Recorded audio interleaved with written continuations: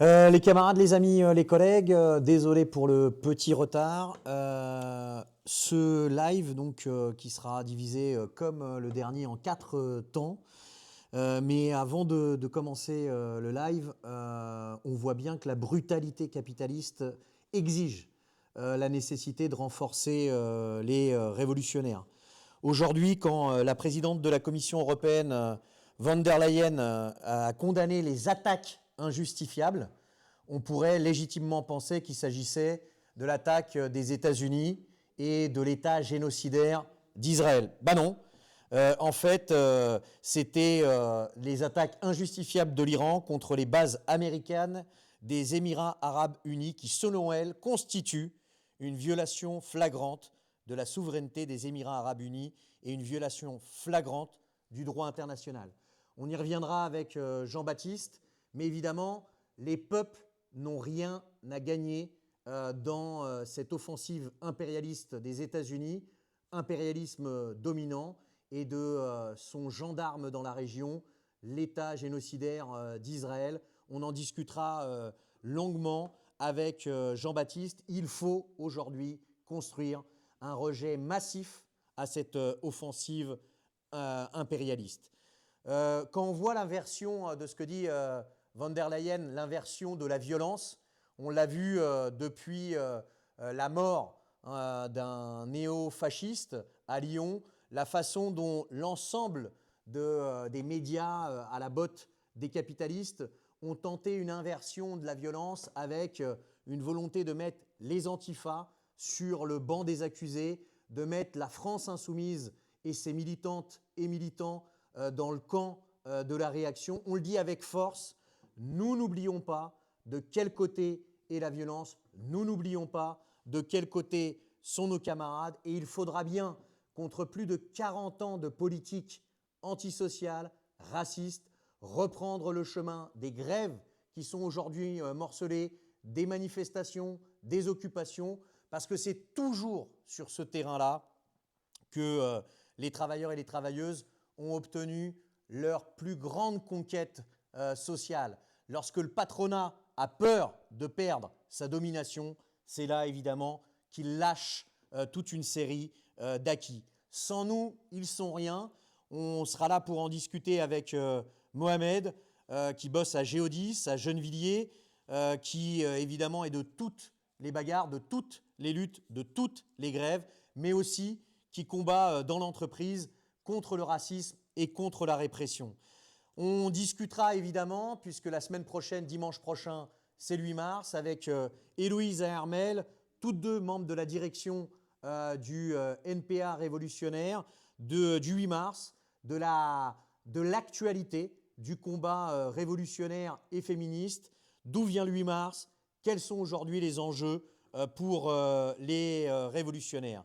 Et on terminera avec Thomas Esteves, qui est notre candidat aux élections municipales à Nanterre, où on discutera de sa belle entreprise et de à quel point il engage cette entreprise toute une série de désastres écologiques. C'est Suez.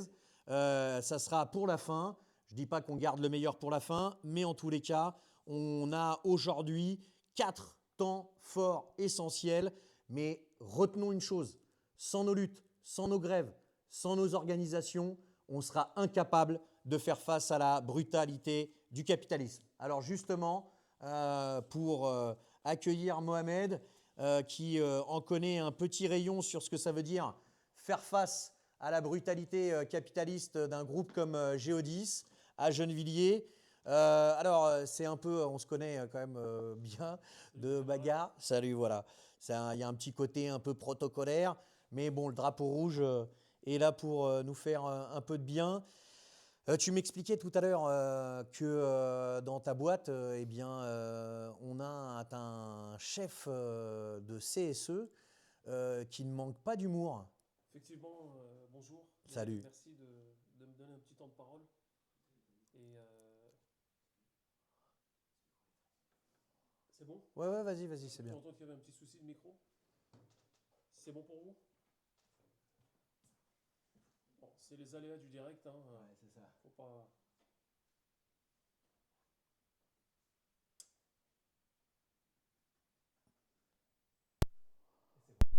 Super. C'est OK? Ouais.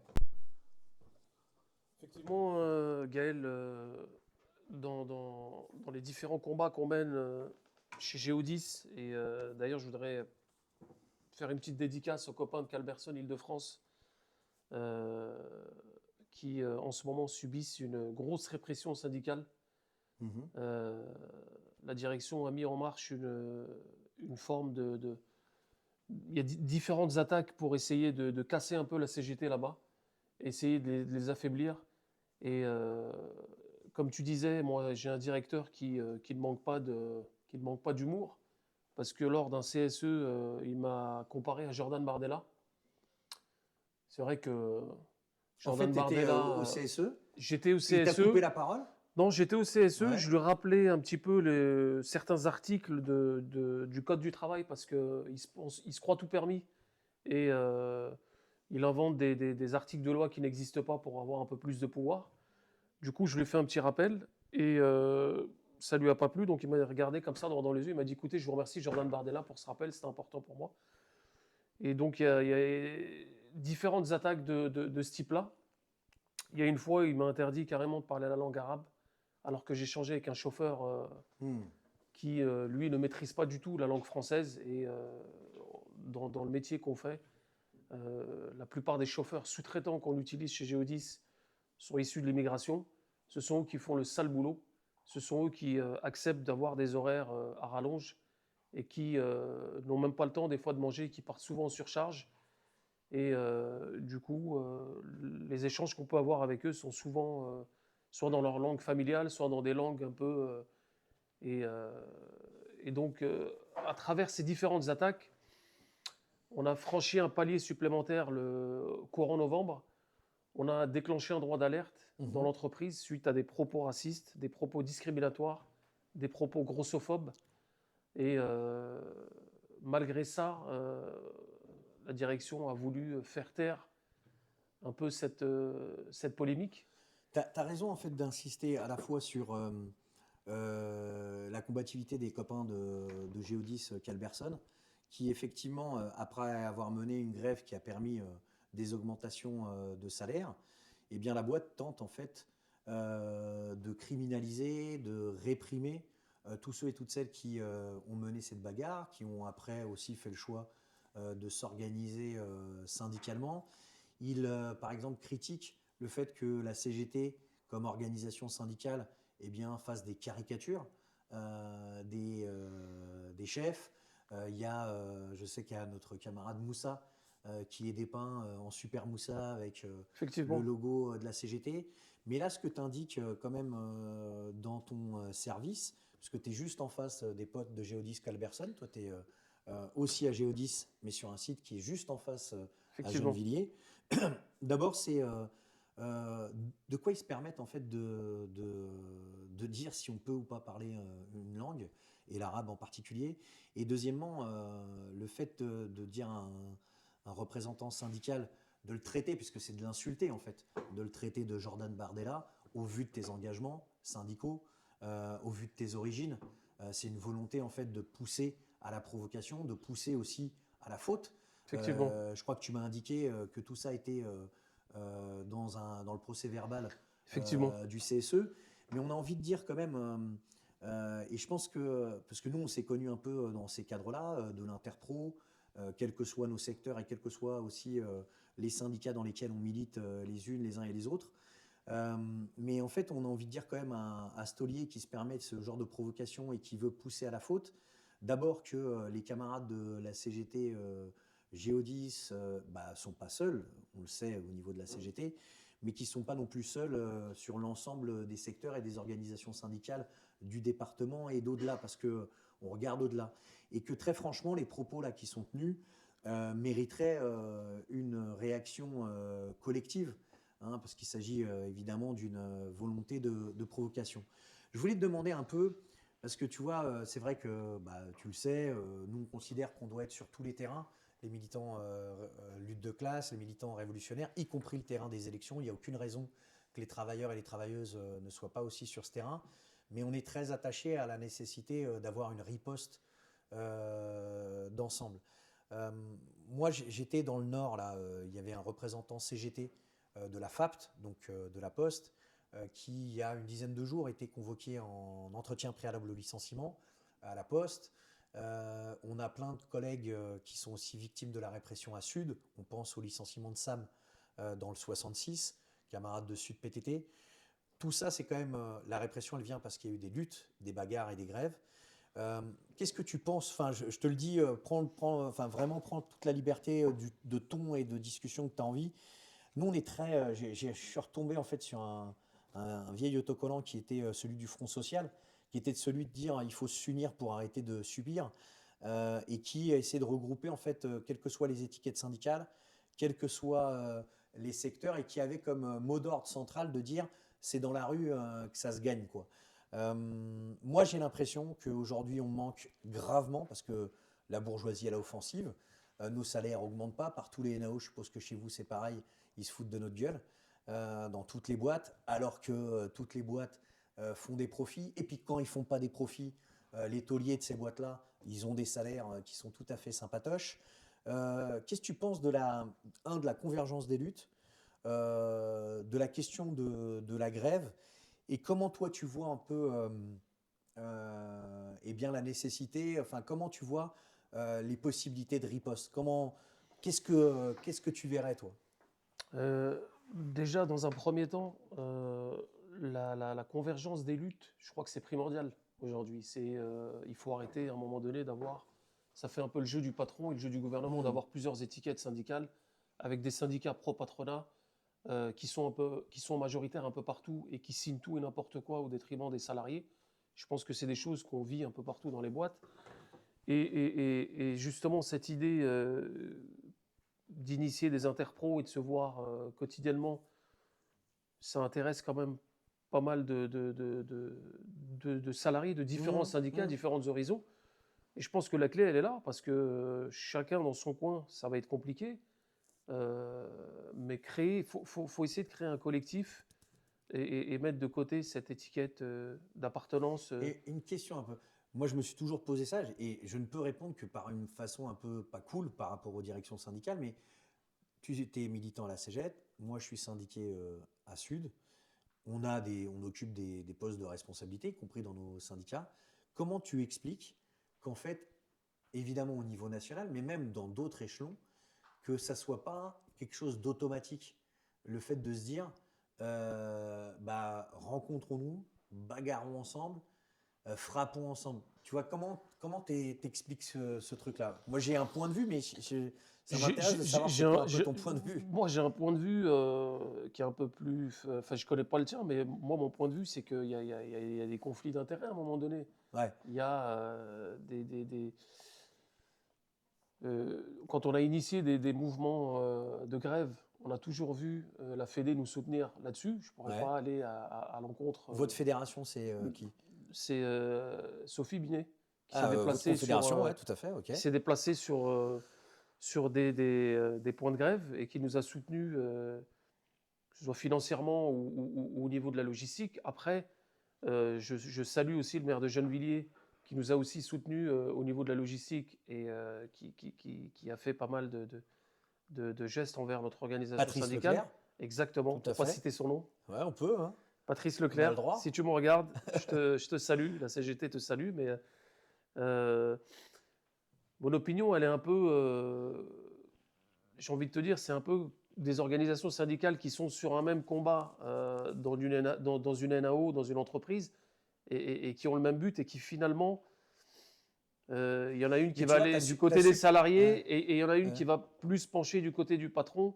C'est un peu l'image que j'ai, moi. Il y a des syndicats qui sont vraiment Mhm. pro-gouvernement et il y a des syndicats qui sont là pour défendre les travailleurs et les travailleuses. Tu vois, moi, sur cette affaire, je vais te dire un truc. Des fois, bon, c'est vrai que c'est rare de trouver des gars et des nanas de la CFDT qui sont dans des bagarres de construction de mouvements d'ensemble, mais ça arrive aussi. Après, parfois, tu as des endroits où, je suppose qu'il t'arrive la même chose, mais où tu as des gens qui se disent à Sud, et franchement, ils te foutent la honte. Mais tu as raison d'insister sur un truc, c'est-à-dire que effectivement, moi je trouve que quand tu es dans le dur, c'est-à-dire que quand tu es dans une grève, tout le monde trouve normal, quand tu es dans cette grève-là, de faire appel à tous ceux qui sont chauds pour soutenir la grève, partis politiques, élus, autres organisations syndicales, autres secteurs, bah, ce qu'ont fait les Géodis dans leur bagarre, hein, où il y avait des gros rassemblements, où tu avais Ouais, bien sûr. vraiment une unité Ouais. très large. Mais tu as l'impression, moi je trouve très franchement, qu'il y a un truc qui va pas plus loin, c'est de se dire, tu vois, dans le moment là présent, en fait, on sait ce que prépare la droite. C'est pas augmenter nos salaires, c'est pas en fait se préoccuper de la santé de nos enfants, c'est pas favoriser les services publics, c'est plutôt financer tout ce qui est armement, militarisation, etc. Sur le climat et l'écologie, s'en battent Complètement. vraiment Complètement. les Ah oreilles. oui, oui. C'est-à-dire pour eux, la priorité, c'est le profit pour une petite minorité. Mais moi, j'ai envie de dire, en fait, ce qu'on arrive à faire dans une grève, ce qu'on comprend dans une grève, j'ai l'impression que parfois on le fait parce qu'on est acculé, c'est-à-dire le besoin de se dire, aujourd'hui, on devrait se rencontrer dans une salle, tous les états-majors syndicaux de partis politiques à tous les niveaux, des UL aux UD, aux syndicats départementaux, se rencontrer et dire un truc simple, quel plan de bataille on se dote pour. T'as bien vu comment ils. Franchement, ils sont chiés dessus quand il y a eu le 10 septembre. C'est là, grâce un peu à cette vague-là d'ailleurs, parce que les potes de Géodis qui sont en face de ton site, Hassan, enfin toute l'équipe, on les connaît depuis longtemps. Mais c'est dans cette vague-là en fait qu'on s'est rencontrés. Et on a bien vu que quand il y a eu au centre la question du blocage de l'économie qui apparaissait comme quelque chose de palpable pour les patrons et le gouvernement, ça reculait. Ils ont dû Totalement. jeter en pâture Bayrou alors qu'il l'avait sauvé malgré toutes les salissures dans lesquelles il trempait quoi. Donc tu vois, moi, je trouve que ce truc-là, il y a un moment donné, je le dis parce que tu sais qu'on mène des combats qui sont proches et qui sont vraiment déterminés, mais je trouve qu'il y a un moment donné un truc, les syndicats vendus, c'est simple, mais tous les syndicats, tous les travailleurs et travailleuses qui sont combatifs, et il y en a plein, quelles que soient nos étiquettes, je trouve qu'il n'y a pas comme priorité de mettre au centre la construction d'un plan de bataille. Tu as vu dans les élections, tous on le fait. Les élections, on a plein de matos qui nous arrivent de partout, plein de tracts, plein de trucs, plein d'affiches. On est au charbon. Mais t'imagines si on avait la même armada, le même élément financier pour construire le blocage de l'économie et une grève. Ouais. Et je crois qu'à un moment donné, ce truc-là, il faut qu'on se pose le problème de savoir s'ils ne le font pas, est-ce qu'on prend nos affaires un peu en main et on essaie de l'organiser nous. Il faut peut-être faire prendre conscience que la lutte, elle ne s'arrête pas devant le portail de l'entreprise. Mhm. Elle continue. Et effectivement, quand il y a une vague, comme tu dis, il y a un élan il faut continuer sur cette logique-là. Il ne faut pas que ça s'arrête. Il faut pousser la lutte au quotidien. Parce que tu parlais de l'extrême droite. Effectivement, l'extrême droite, ils ne sont pas là pour les travailleurs et les travailleuses. C'est un danger. C'est plus qu'un danger même. Mhm. Donc il faut faire prendre conscience. C'est un danger. Et en même temps, ceux qui leur ont fait le lit, ceux qui lui ont pavé la voie, qui ont permis qu'il soit engrossé comme ça, c'est les gouvernements de gauche comme de droite qui, pendant 40 ans, ont fait des privatisations, n'ont pas augmenté nos salaires, ont continué en réalité à privilégier les budgets d'une petite minorité par rapport aux services publics, qui en fait ont fait un truc qui est contraire en fait à ce qui devrait être le fonctionnement normal d'une société, c'est-à-dire de favoriser ceux et celles qui sont la majorité, avec ou sans emploi, qui font en fait tout tourner. En tous les cas, le mot de la fin, franchement, Alors, Mohamed. franchement, moi je suis pour une radicalisation des, Ouais. des- des luttes, Gaël. Ça veut dire quoi? C'est-à-dire qu'il faut taper dans le porte-monnaie. Ouais. Il faut taper dans le portefeuille. Il n'y a que là que tu vas réussir à faire bouger les choses. Voilà. Et, et par rapport à Il ça, f- tu as raison. Ça veut dire des piquets. Tu vois, notre pote Sam. Ça veut dire des Ouais. piquets, ça veut dire, comme à un moment donné, les collègues de la CGT là, qui étaient un peu partout dans le sud, qui ont bloqué les raffineries, qui ont Ouais. fait très mal. Ce genre d'action qui force le gouvernement à un moment donné se poser les bonnes questions et se dire qu'il y a des gens qui crèvent la dalle et qui s'en sortent pas à la fin du mois et qu'ils arrêtent de se partager le pognon entre eux et nous donner des leçons de morale sur le SMIC, sur l'augmentation de telle ou telle chose. Et tu as des députés, des ministres qui s'en foutent plein les poches. C'est clair que c'est Voilà, c'est légitime. aussi simple que ça. C'est légitime que ceux qui font tout tourner décident à un moment donné d'arrêter de tout faire Donc tourner. moi, c'est à ces gens-là que j'ai envie de dire 2 mots aujourd'hui, tu vois. Mais Et la suite de, justement sur un peu le mot de la fin, la suite pour vous, est-ce qu'il y a des dates qui arrivent bientôt? Est-ce qu'on alors, doit regarder effectivement, des pages Facebook ou on vous, on des vous- on vous sites? balancera les infos. Vas-y. On est en train de s'organiser. Il y a pas mal de choses qui se mettent en place. On est très vigilant sur ce qui se passe sur la plateforme. Ouais. Il y a une manœuvre de la direction qui essaye de mettre à mal la CGT là-bas, donc on est très vigilant. Il y a pas mal de CSE avec des infos consultes sur des changements importants liés aux conditions de travail.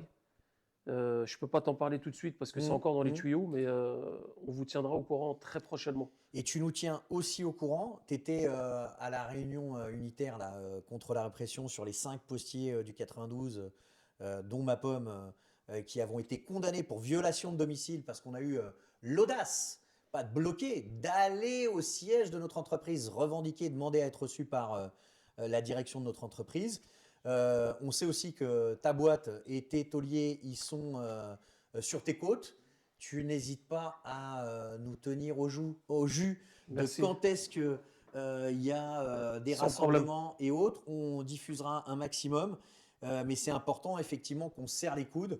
Je crois d'ailleurs que le 3 mars, Jean-Paul Delesco, secrétaire général de l'Union départementale CGT du Nord, va avoir le résultat de son procès pour apologie du terrorisme, rien que ça, mais c'est fou. parce qu'il a condamné en fait l'État criminel d'Israël, pas lui, son UD au travers d'un communiqué de presse. On pense aussi à David Pigeon, qui est secrétaire général du SNES dans le 33, pareil, a été convoqué chez les keufs parce que au moment de la flottille et quand il y avait l'intervention de l'armée israélienne sur les flottilles, il a organisé de manière spontanée, enfin il n'a pas organisé, il a été dans une manifestation et justement il l'accuse parce qu'il avait le méga d'avoir organisé, de ne pas avoir déclaré. Bon, il n'avait pas prévu que les soldats de Tsahal accostent la flottille.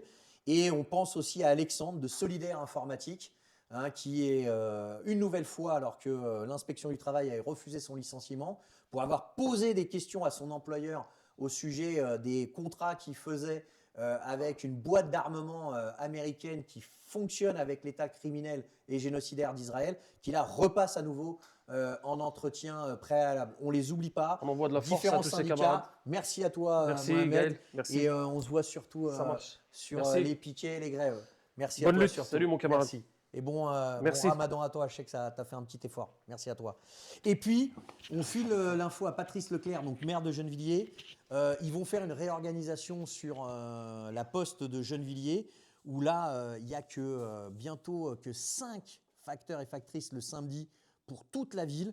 On va avoir besoin comme tu l'as exprimé pour Géodis, pour les postiers de la ville, le service public postal, c'est quelque chose de très important. Alors, on va recevoir maintenant Héloïse et Armel du NPA révolutionnaire, membre de la direction, pour parler des luttes féministes et révolutionnaires.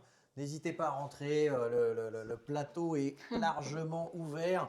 Tout le monde a son petit gobelet et on a les micros qui marchent de ouf. Normalement, c'est bon. Voilà, on est bon au niveau micro, c'est super. Alors, on ne l'a pas assez dit, mais normalement, si ma petite machine fonctionne correctement, c'est possible de réagir hein, via chat et c'est possible qu'on puisse vous répondre en direct live, comme on dit. Je vous laisse la parole, comme on dit. Sur le 8 mars, ça vient d'où? Il y a plein de mes collègues, des fois on est obligé un peu de se reprendre et de reprendre les potes qui pensent que le 8 mars c'est la journée de la femme. Alors il y a quand même une origine révolutionnaire à cette journée du 8 mars, une journée de lutte, une journée y compris qui avait lancé la révolution d'octobre. Est-ce que vous pouvez en dire un peu plus, qui vous voulez? Bah, t'en as dit beaucoup, mais je te laisse peut-être expliquer? Ouais, salut. Eh bien, Salut Armel. ouais, effectivement, le 8 mars, c'est pas la journée de la femme, parce que comme pour les hommes, bah, la femme n'est pas unique, n'est pas vouée à être celle que la société capitaliste veut qu'elle soit. Donc, bonne mère, bonne épouse, bien sapée et présentable tant qu'à faire, et puis toujours jeune. C'est donc la journée de lutte pour les droits des femmes.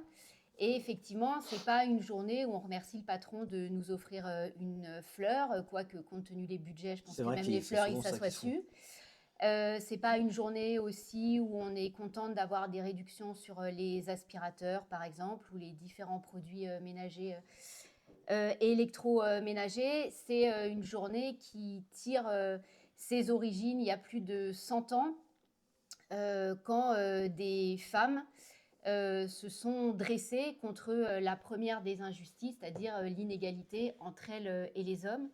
Et c'est vrai que ça liait, il y a plus, donc c'était au tout début du XXe siècle, ça liait d'abord la question du droit de vote, qui a été prise en charge par des femmes issues de la bourgeoisie, et qui ont rencontré les revendications de femmes ouvrières qui se sont mises en grève euh, aux États-Unis, à Chicago précisément.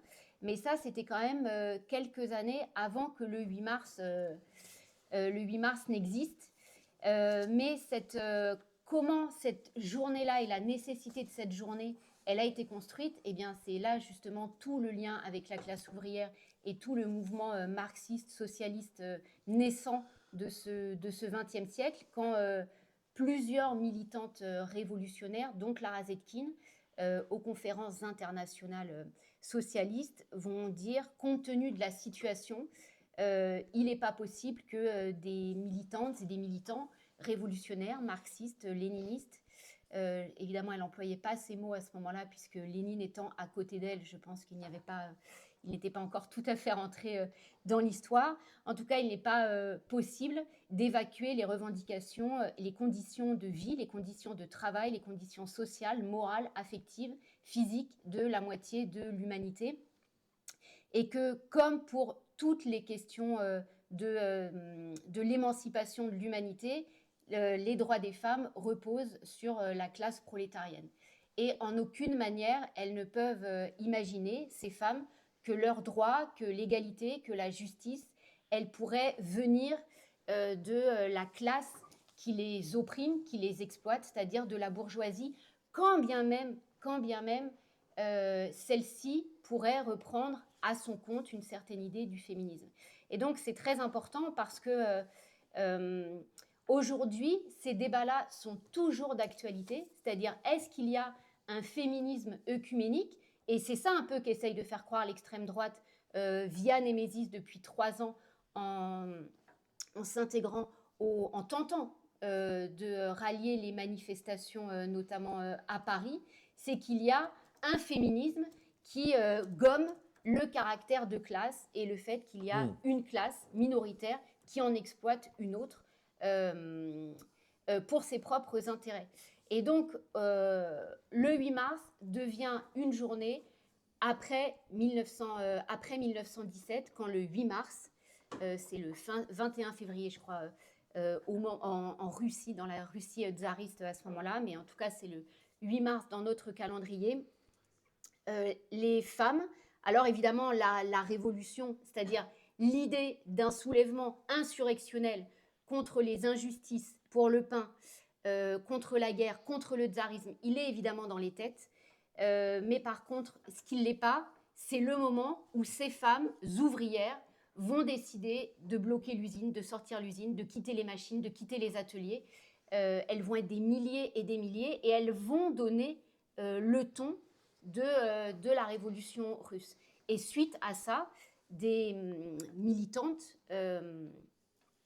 marxistes, révolutionnaires, vont dire, eh bien voilà, cette nécessité d'unir les femmes prolétaires dans leurs revendications pour la justice et pour l'égalité, eh bien, nous n'arrivions pas à trouver ce point d'ancrage, cette date qui le permette. Eh bien voilà, nous l'avons trouvé avec cette démonstration de luttes ouvrières. Et donc, ce sera le 8 mars. Merci à toi parce que je pense que c'est vraiment important. C'est vrai que le 8 mars, d'abord de montrer l'ancrage révolutionnaire, l'ancrage de classe de cette journée internationale. D'autant plus parce que les exemples que tu donnes, nous à la Poste, très souvent il y a un petit tour qui est fait par les tauliers, les cadres, hein, à distribuer des fleurs, etc., etc. Donc c'était évidemment très utile, hein, et pas du tout, enfin je veux dire, t'es pas parti dans les nuages, hein, quand tu as cité cet exemple-là, il existe très régulièrement et tous les ans. Alors Héloïse, en tant que communiste, en tant que révolutionnaire et en tant que jeune aussi, qu'est-ce qui fait que le 8 mars est une journée particulière? Qu'est-ce qui fait que tu considères qu'il faut manifester massivement dans le cadre de cette journée? Je pense qu'en fait, il y a beaucoup de jeunes femmes qui se posent des questions quand même sur le système qu'on a, la société qu'on a devant nous, qui est faite d'oppression et qu'on ressent quand même, je pense, peu importe son âge, hein, clairement. Mais dans la jeunesse, on a vu quand même les dernières années que ça générait une politisation sur la condition des femmes, des jeunes, peut-être derrière des femmes dans le monde du travail, et d'une rage quand même de voir le niveau des violences qui sont subies par les femmes, de ce que ça veut dire quand même le vrai visage de cette société capitaliste, patriarcale, en termes de violence quand même quotidienne qu'on peut subir et qui sont protégées quoi, par toutes les institutions possibles et imaginables du capitalisme, la justice, les écoles, enfin je veux dire, Betaram, on voit bien quand même que l'ensemble des institutions et c'est pas juste la police qui prend pas les plaintes des femmes, mais qu'il y a tout un système qui protège en fait la logique de ces agressions-là et qui fait en sorte que ce soit perpétué et qu'il n'y a pas d'autre solution que celle de nos luttes et de descendre dans la rue et de se battre pour imposer le contrôle sur nos corps. Je pense qu'il y a un vrai phénomène dans la jeunesse depuis quelques années sur ces prises de conscience-là et qui font que le 8 mars, évidemment, c'est un rendez-vous important qu'il faut construire et avec cette logique-là de comprendre que c'est pas des droits où on en a arraché et il faut en arracher d'autres, mais que le contrôle sur nos vies, nos corps, notre avenir, il peut pas se faire main dans la main avec le fait que le patronat et les bourgeois contrôlent tout en réalité et qu'il y a un moment où en fait si nous on veut décider pour nos vies, ça pose le problème de qui décide dans la société. Et la seule solution, c'est que ce soit les travailleurs, les travailleuses et les jeunes qui décidions pour nous-mêmes qu'est-ce qu'on porte dans la campagne des municipales de toute façon clairement et qui est notre slogan pour que les travailleurs et les travailleuses décident de tout, mais que bien sûr que la date du 8 mars, elle s'imbrique 100% dans tout ça, quoi. D'ailleurs, de manière un peu concomitante, ou en tous les cas très récente, il y a Gisèle Pellicot qui vient de sortir un livre, un bouquin, Gisèle Pellicot, dont le combat, la détermination force plus que le respect, puisque elle a fait de ce qu'elle a subi et des violences qu'elle a subies, eh bien, un combat qui permet de dénoncer à une échelle qui est une échelle nationale, internationale, ces violences, puisqu'elle a été violée sous soumission chimique par 53 hommes. Et là, elle vient de sortir un livre qui s'appelle « Et la joie de vivre » et qui est, je pense, très important parce qu'il ne doit pas y avoir le moindre cadre, que ce soit dans nos organisations syndicales, dans nos organisations ouvrières, dans nos organisations révolutionnaires, évidemment pas le moindre cadre et le moindre espace à des violences, à des propos sexistes, à toute forme au travail, dans les lieux dans lesquels on lutte, dans lesquels on s'organise, des espaces qui mettent dans des niveaux qui sont des niveaux différents les hommes et les femmes. Et toujours se rendre compte, comme tu l'as dit Armel, évidemment que la question de classe, la question de l'exploitation, elle est une question centrale pour la libération des femmes et qu'on ne pourra pas avoir en fait de libération des femmes sans en finir avec le capitalisme, qu'il n'y aura pas non plus de communisme sans une fin pleine et entière de toute forme d'oppression et d'exploitation. Et donc revenons concrètement à la manifestation. Armel, pour le NPA révolutionnaire avec d'autres camarades, mais en tous les cas pour sa direction, tu représentes le NPA révolutionnaire dans le cadre unitaire qui appelle aux manifestations du 8 mars, dont celle de dimanche prochain. Ça serait important de savoir peut-être et d'expliquer pourquoi le NPAR, qui est pleinement investi dans cette manifestation, a fait le choix de ne pas signer l'appel commun tout en maintenant tout le cadre unitaire, commun, d'organisation de la manifestation et de service d'ordre. Mais peut-être avant de venir à ces petits fâchelards de Némésis et fâchelards de Némésis, dont les révélations de l'humanité, on y reviendra, montrent à quel point l'inversion de la violence et de tous les médias et de toute cette gauche institutionnelle qui s'est jetée sur la FI. Mais pourquoi on n'a pas signé l'appel unitaire ? Ouais, d'abord, pourquoi on est dans ce... On pense quand même qu'il faut jouer le jeu du cadre unitaire. D'abord parce que pour toutes les raisons qu'expliquait Héloïse, il y a toute sa génération, il y a celle qui viendra après, celles qui sont venues avant elle, avant moi, et qui ont posé quand même des jalons au fil de ces 50 ans d'histoire du mouvement ouvrier, des jalons pour les revendications des femmes. Ce qui est assez marquant depuis plusieurs années, c'est que l'offensive de la bourgeoisie, elle va quand même un peu de pair avec un sursaut, d'une certaine manière, de celles qui ont fait le choix, à l'instar de Gisèle Pellicot, de plus se taire face aux violences qu'elles ont subies. Et qu'elles subissent toujours. Et face aussi à ce qu'elles se prennent en face de réponses, qu'elles soient policières ou qu'elles soient judiciaires, puisque 7% des femmes qui subissent des violences des VSS, 7% seulement portent plainte quand même. Et donc, pourquoi on fait le choix de ce cadre unitaire dans le cadre aussi des luttes du mouvement ouvrier ? C'est parce que quand tout à l'heure, Mohamed de Géodis parlait de la convergence des luttes, en fait, il n'y a pas des revendications salariales liées au travail qui sont menées par le mouvement ouvrier et ses organisations. Et puis à côté, il y aurait les journées des féministes et puis les revendications des féministes qui, d'une certaine manière, s'en détachent un peu. Nous, on est évidemment fondamentalement contre cette analyse de la situation. Et donc pour ça, ça veut dire avoir une démarche, nous aussi, en tant qu'organisation politique, de s'adresser à d'autres. Et donc il y a un cadre unitaire aujourd'hui dans lequel on fait le choix d'être pour ces raisons. On fait le choix d'y être en écoutant ce qui se dit, en disant aussi ce qu'on a à dire, et puis parfois en refusant parce que pour nous, politiquement, c'est trop contradictoire avec ce que l'on défend en tant qu'organisation politique. Et donc cette année, on n'a pas signé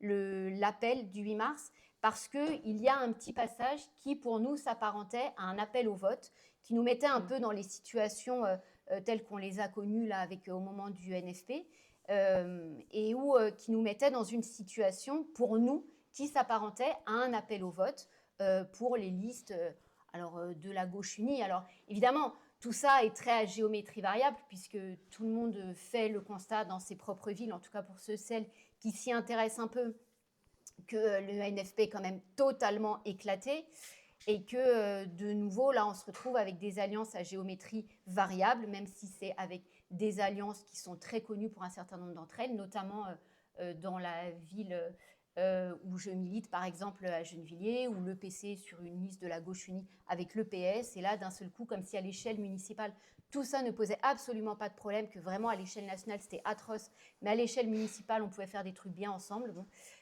Et donc, nous, ça, c'était un cas de non-acceptation de pouvoir le signer, parce qu'il est contradictoire avec ce qu'on fait, mais y compris avec les luttes que l'on mène tous les jours, qu'elles soient dans nos organisations syndicales, qu'elles soient dans des cadres unitaires, qu'elles soient dans la défense immédiate de nos collègues. Donc, on a fait le choix de ne pas le signer, mais le cadre unitaire, cette année, a fait le choix, lui, que ne pas être signataire de l'appel, ça ne nous mettez pas à côté du cadre unitaire dans toute la poursuite là, de la mobilisation jusqu'à la manif du 8 mars. Juste en réaction à ça, parce que ça me semble évidemment très important, et je trouve que c'est quand même une sacrée connerie en fait du cadre unitaire de vouloir faire que l'ensemble des organisations syndicales, politiques et associatives, d'ailleurs ça me fait un peu rigoler quand même de toujours nous parler de la charte d'Amiens, de vouloir séparer le parti, le syndicat, mais quand il s'agit d'aller voter pour la gauche unie, enfin la gauche désunie, mais qui voudrait qu'elle soit unie, mais quand ça les arrange et en fonction de ce qui les arrange, ils portent une responsabilité. Porte une responsabilité sur les politiques racistes, porte une responsabilité sur nos salaires, il porte une responsabilité sur la politique internationale et militariste, et il porte une responsabilité sur le fait qu'aujourd'hui, le temps partiel imposé, eh bien, il est surtout imposé aux femmes. Sur l'inégalité salariale, eh bien, c'est surtout les femmes. Et les gouvernements de gauche comme de droite, bah, depuis 40 ans, n'ont rien fait en la matière, parce que ça veut dire s'attaquer au pouvoir des capitalistes. Donc on salue qu'on puisse rester dans le cadre d'organisation de cette manifestation, d'autant plus, merci, d'autant plus vu, comment dirais-je, et bah, les fâchelards qui veulent en faire de toutes poils, hein, Némésis, nous vivrons, je crois que ce matin encore dans le marché du 18e, nous vivrons essayer de faire chier les militants de la France insoumise. Bon, que ce soit pour défendre l'État génocidaire d'Israël ou que ce soit pour défendre l'extrême droite et les antisémites ou les néofascistes comme ceux qu'on connaît à Lyon, eh bien ça suffit. Il y a justement une question, je crois, à la fois sur TikTok et YouTube sur le fait de dire quelle importance vous donnez à la manifestation du 8 mars cette année. Bon, malheureusement, l'extrême droite n'a rien à faire, les fachos n'ont rien à faire dans nos cortèges. Qu'est-ce qu'on a à dire autour de ça, Héloïse, Armelle, Héloïse? Sur la présence de l'extrême droite, tu veux dire? Bien sûr. Non, bah, c'est ce que tu dis, c'est pas un pied dans nos manifestations, enfin franchement. Et l'espèce de vitrine qu'ils essaient de se... Enfin, ils cherchent une porte d'entrée au travers de ces manifestations depuis plusieurs années pour pouvoir normaliser la présence de l'extrême droite dans nos manifs et dans la rue, pour pouvoir le généraliser à d'autres probablement après derrière. Et ça, il faut absolument qu'ils ne puissent pas le faire. Et l'extrême droite, nous, à chaque fois qu'elle a voulu se pointer sur la fac où j'étudie à l'université de Nanterre, on l'a accueillie avec des manifestations et des rassemblements pour les dégager et leur faire bien comprendre que leurs idées de racistes, de réactionnaires n'ont rien à faire ni dans nos lieux d'études, ni dans nos entreprises, ni dans nos manifestations, très clairement. Et l'article de l'Humanité dont tu parlais, parce qu'il y a quand même eu tout le truc où l'extrême droite a essayé de jouer les grosses victimes, en fait, là, au niveau de Némésis, sur les 2 semaines passées.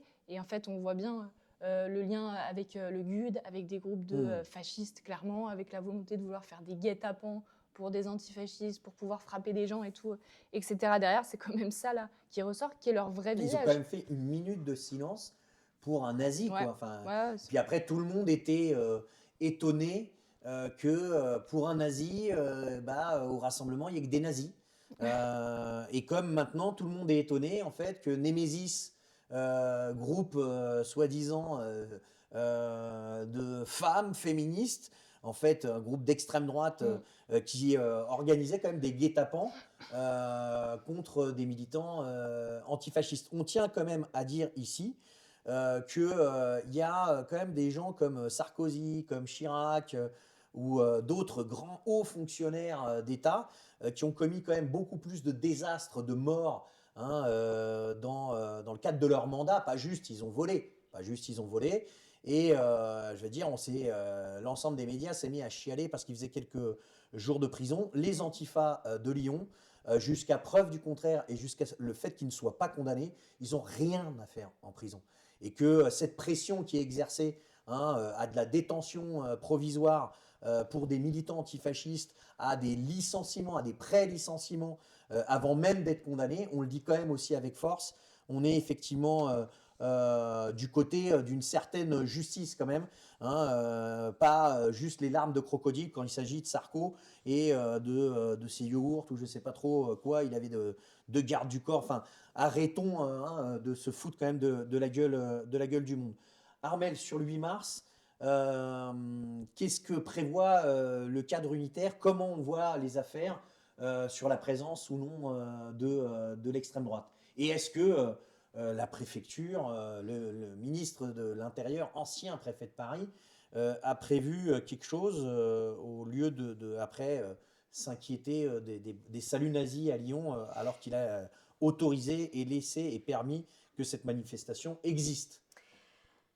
Le cadre unitaire, là, est en discussion encore, mais en tout cas, c'est mis d'accord sur un accord assez global, ce qui n'était pas, enfin, peut-être ça paraît un peu dingue, mais je veux dire, c'était pas si évident. Il a fallu quand même plusieurs allers-retours ces dernières années pour avoir une expression commune contre la présence et de Nous Vivrons et de Némésis. Enfin, je veux dire, la présence de Nous Vivrons, c'était quand même pas non plus à piquer des verres. Au moment où tu as un génocide à Gaza, bon, tu as Nous Vivrons qui serait autorisé à manifester dans le cadre d'une manifestation du mouvement ouvrier, alors qu'elle se positionne clairement, c'est une organisation qui se positionne clairement en défense de l'État d'Israël et de ce que fait l'État d'Israël, c'est-à-dire la possibilité de se défendre, tel que c'était dit dans les médias mainstream et qui justifiait d'une certaine manière quand même le génocide jusqu'à il y a peu, et encore, il y en a encore pour qui génocide, ça leur brûle les lèvres. Donc, pour en revenir au cadre unitaire, il y a un accord là vraiment pour dire elles n'ont rien à faire dans nos manifs. La question maintenant, c'est jusqu'à quel point on pense avoir les moyens, où on se les donne, où on pense crédible dans le cadre de cette manifestation qui aura lieu dans quelques jours maintenant, et au regard du climat, de la situation générale, de réellement faire qu'elle n'y soit pas. Donc c'est déjà une bonne chose d'avoir une expression qui disent cela, qu'elles n'ont rien à y faire. Le deuxième élément, ça a été de signaler à la préf que bah, voilà, si ce serait bien qu'ils arrêtent d'escorter Némésis, puisque c'est quand même ce qui s'est passé le 22 novembre. Leur permettre de manifester. Ouais, c'est pas seulement les protéger, parce qu'il n'y avait pas d'agression en soi. C'est de leur permettre de manifester, et donc leur permettre de manifester dans une manifestation qui ne tolère pas qu'elle soit là. Ça veut dire pousser, ça veut dire aller de fait à une certaine confrontation et à un contact avec les manifestants, les manifestantes, les organisations du mouvement ouvrier présentes. Donc c'est un choix qui est fait, conscient, sciemment.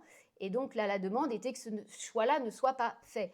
À ce stade-là, la préfecture ne dit rien. Je rappelle que pour le 22 novembre, la préfecture avait donné l'autorisation de parcours la veille. Bon voilà, donc moi je ne suis pas dans leur tête et j'en suis ravie, franchement, ces gens-là me dégoûtent. Donc je ne sais pas ce que va décider la préfecture et ce qu'elle jauge un peu de la situation et de la possibilité que le 8 mars soit ou non une réponse. Quand je dis une réponse massive, une réponse en termes de nombre à la situation qui est celle que l'on connaît là, qui va de la présence de Némésis et Nous Vivrons depuis 3 ans, ou ces tentatives d'être présentes le jour du 8 mars. Une réponse aussi à ce qui s'est passé à Lyon, la mort du facho et le fait que ça a brûlé les lèvres quand même de tout le monde de désigner ce mec comme un facho, le facho qu'il était, entouré d'une bande de fachos.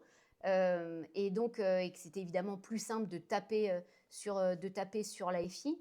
Donc là, on ne sait pas. C'est pour ça que le 8 mars, là, évidemment, tous les ans, quoi. Mais là, j'ai envie de dire, un peu pour l'ensemble du mouvement ouvrier, l'ensemble des travailleurs, des travailleuses et de la jeunesse, c'est vrai qu'avoir quelque chose qui se massifie et qui comprenne un peu l'enjeu de chaque manifestation, et que chaque manifestation, elle doit être avant tout une démonstration de force numérique.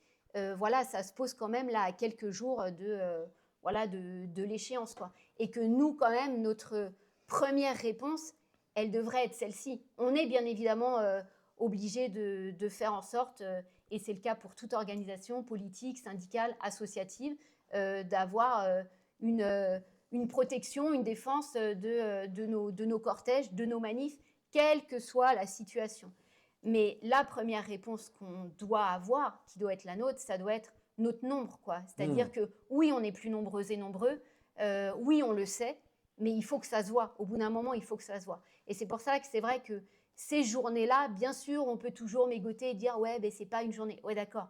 Mais déjà, une journée, si tu la foires, ben, c'est pas un bon signal. Donc, le bon signal, déjà, c'est de la réussir par rapport à ceux et celles qui pensent dans le mouvement ouvrier que sur la question des droits des femmes, on pourrait faire l'économie de la lutte, des blocages, des occupations et de la grève générale, et qui pensent que la priorité, c'est une loi cadre, c'est une pétition, c'est ben non. C'est comme pour l'ensemble des droits, on ne les obtient pas sans bagarre contre le patronat et contre l'État, mais aussi une réponse évidemment à l'extrême droite, quoi. Et bah, ça sera le mot de la fin, mais juste avant quand même, on indique si on veut éviter que l'extrême droite elle soit présente dans nos cortèges, il y a un enjeu quand même capital que l'ensemble des services d'ordre, des organisations politiques, syndicales, associatives se coordonnent.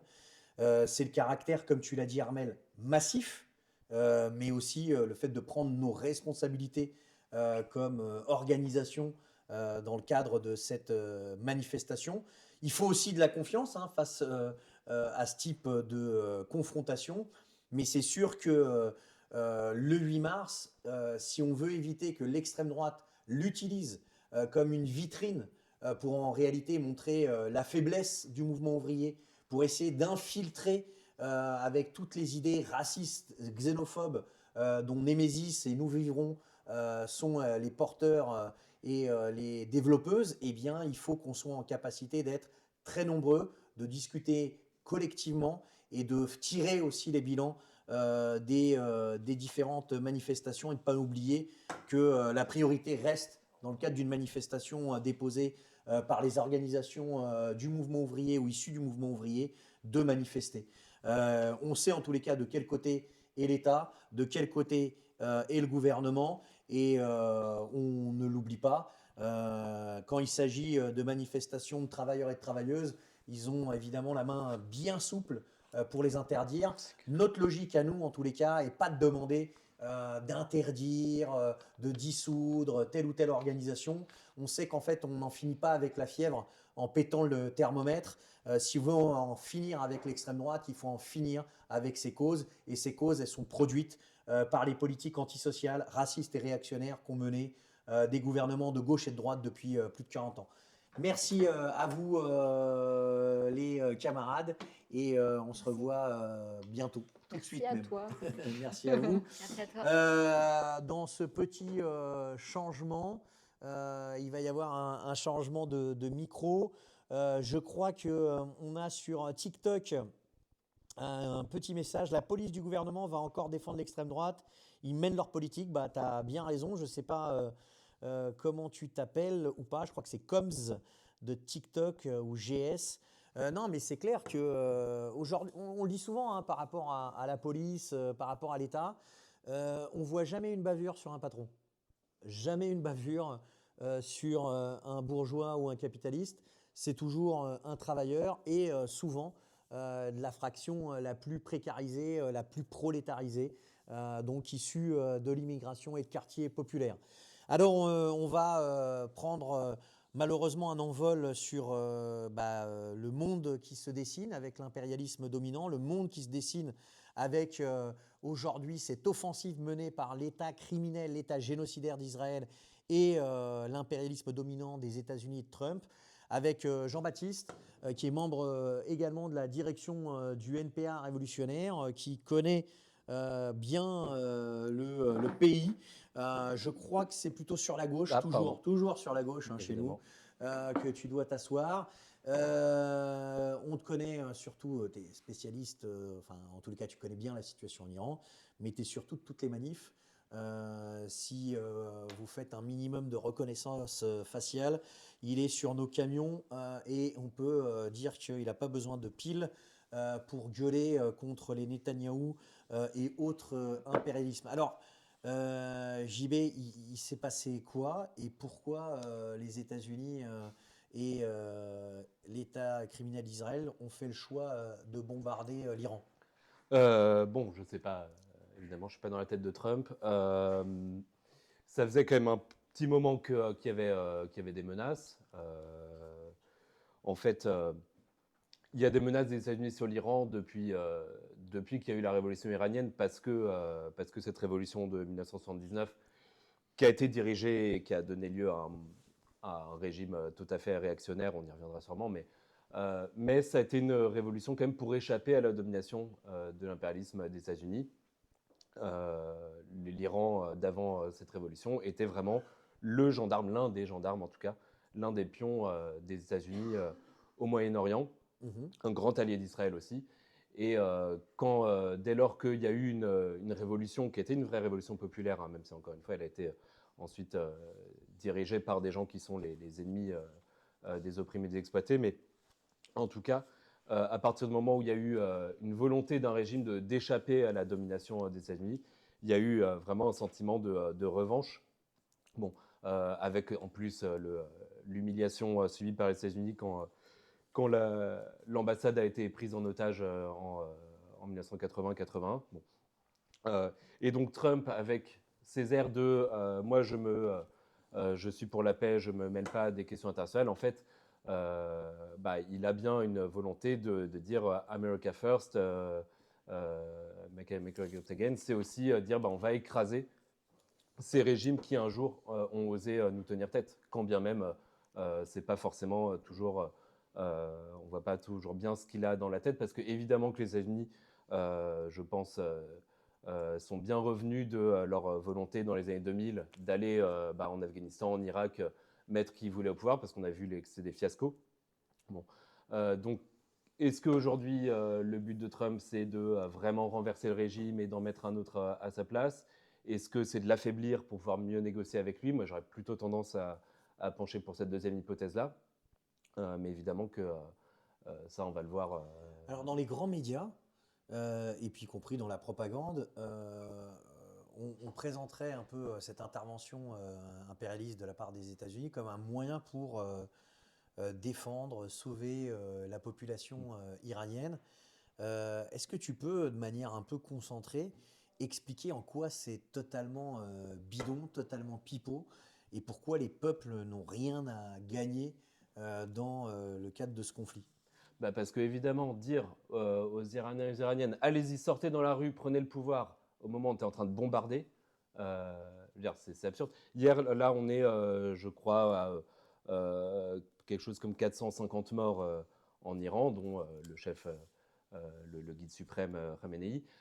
Mais hier, il y a notamment eu un bombardement sur une école de filles en l'occurrence, qui a fait, je crois que Reuters dit à 50 morts, là je crois que maintenant le Croissant Rouge iranien dit plus de 100 morts. Bon.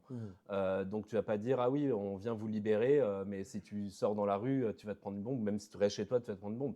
Aujourd'hui, la ville de Téhéran c'est 9 millions d'habitantes et d'habitants et 16 millions avec la banlieue, c'est plutôt en train d'évacuer, donc tu n'es pas en train de prendre le pouvoir. Et puis prendre le pouvoir comment?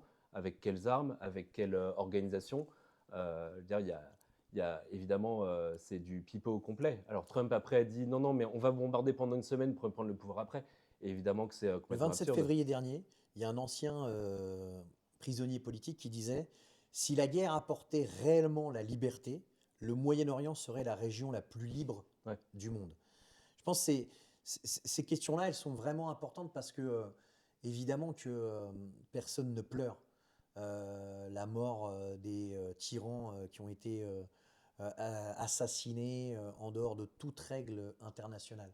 Mais la question, elle n'est pas celle-là, c'est que des criminels de guerre comme Netanyahou, des xénophobes et racistes comme Trump, qui n'ont en fait que la question du profit, de la répartition du gâteau impérialiste comme boussole.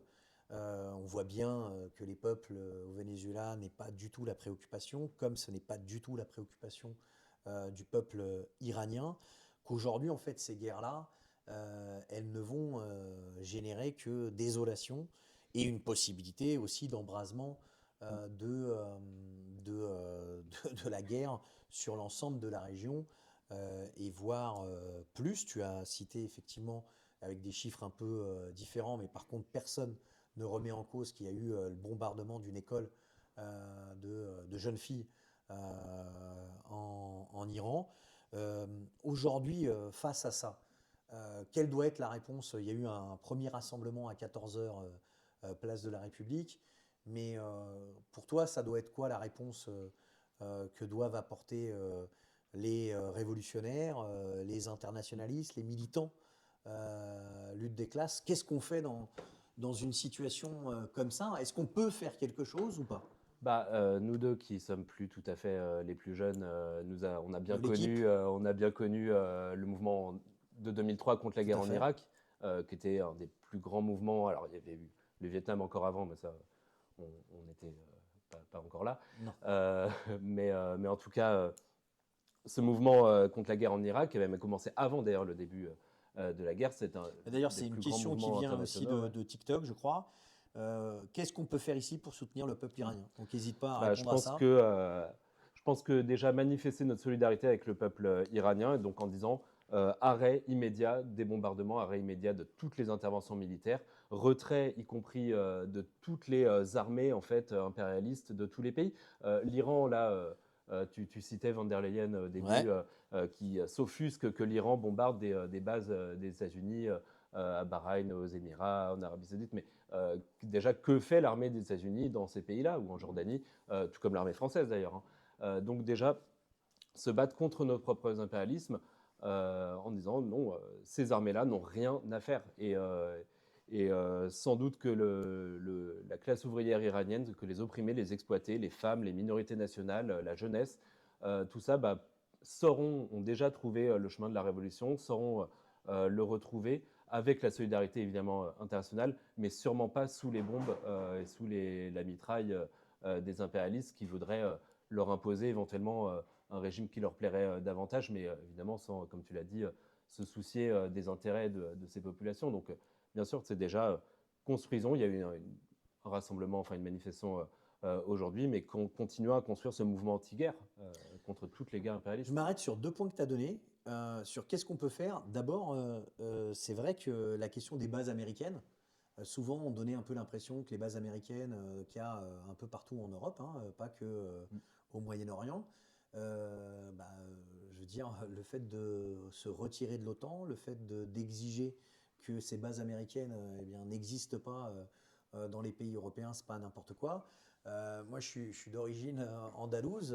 En fait, il y a eu des mouvements de bateaux américains pour soutenir en fait le dôme de fer qui a été percé. Je veux dire, là, il y a des gens qui se rendent compte que la guerre, c'est pas que dans un sens. Des morts, c'est pas que dans un sens. Quand tu entames en fait un conflit armé, évidemment que ça veut dire des morts, quoi. La guerre, c'est des morts. Et c'est nos morts et leurs profits. Mais de Rota, donc qui est une base américaine qui est près de Cadix, dans le sud de l'État espagnol, 2 bateaux antimissiles qui ont servi en fait d'appui. Voilà, bon, je le dis parce que souvent, hier, je crois que c'était l'équivalent des Césars dans l'État espagnol, les Goya, où Suzanne Sarandon a félicité le rôle de Pedro Sanchez face à la question de Gaza. Là, très clairement, eh bien, il y a en fait le gouvernement le plus progressiste, soi-disant entre guillemets, a des choses à faire vis-à-vis des bases américaines. On a des choses à faire qui sont le fait de construire, tu l'as dit, un mouvement anti-guerre, c'est-à-dire des manifestations massives. Là, il y a eu des premières réactions dans certaines villes en France. D'abord et en particulier, les organisations communistes révolutionnaires internationalistes, il faut prendre à tâche. On est d'accord en plus. Donc il faut prendre à tâche. Il faut prendre à tâche, il faut discuter, il faut que l'ensemble du mouvement ouvrier réagisse. Et puis j'ai envie de dire, si l'ensemble du mouvement ouvrier est tétanisé parce que je ne sais pas comment ils vont se démerder hein, dans ce qu'était l'ancien Nouveau Front Populaire entre les pro-OTAN et ceux qui sont opposés à l'OTAN, ça va quand même sûrement générer un peu un certain nombre de problèmes. N'oublions pas que le secrétaire général de l'OTAN, il a été averti par Trump. Hein. Enfin, je veux dire, les liens sont directs. Notre rôle, c'est effectivement de construire des mobilisations, d'expliquer que l'intérêt est un intérêt impérialiste, c'est-à-dire pour le profit, pétrolier, stratégique aussi par rapport à l'Iran, et que la question des peuples est quand même la dernière des préoccupations de cette bande de brigands meurtriers. Et notre rôle, c'est aussi de ne pas implorer nos propres capitalistes, notre propre bourgeoisie, les institutions. Enfin, ils en ont que faire. Enfin, de l'ONU, etc. Aujourd'hui, il y a la nécessité. Enfin, il faut que tout le monde le comprenne, et on le dit en particulier à nos camarades et amis de la France insoumise, que ces institutions, elles ne feront aucun obstacle. Et que dans ces périodes où il y a une accentuation, je veux peut-être que, mais une accentuation de l'offensive impérialiste, et c'est aussi dans ces moments-là où notre classe, si elle est indépendante de sa propre bourgeoisie, si elle ne se range pas derrière des outils qui sont des outils d'exploitation et d'oppression, ben c'est aussi la possibilité d'explosion sociale et de révolution, parce que tout le monde se rend bien compte que ce qui est là au centre, c'est la question des profits et de la répartition du gâteau impérialiste, et que les travailleurs et les travailleuses, les peuples n'ont rien à gagner dans tout ça. Comment toi tu vois les possibilités dans la région? J'ai vu qu'au Pakistan, il y avait des débuts de mobilisation. Oui, qui ont été Est-ce réprimés que d'ailleurs. de fait, Dubaï, Qatar, les Émirats arabes unis, je veux dire, toute cette zone-là qui sert un peu de base arrière aux États-Unis se retrouve aussi en conflit. Il y a quand même aussi une possibilité que les populations, les peuples, à un moment donné, dans la région, se disent qu'il y a besoin de réagir. Ouais, bah bon, pareil, là encore, on va pas faire des plans. C'est vrai que c'est des pays, les pays du Golfe, dans lesquels le mouvement ouvrier est très faible parce que c'est une énorme précarité, hein. Le Qatar, les Émirats, c'est 90% de la population qui sont des travailleurs immigrés.